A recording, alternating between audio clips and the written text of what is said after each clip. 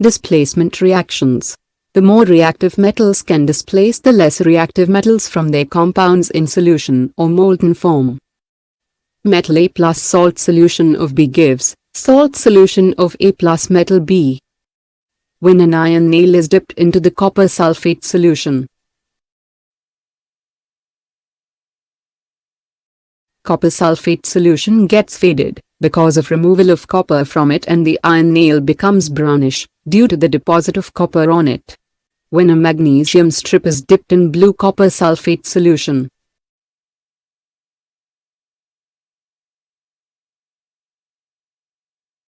the copper sulfate solution becomes colorless and the magnesium strip becomes brown. Here magnesium displaces copper from copper sulfate solution.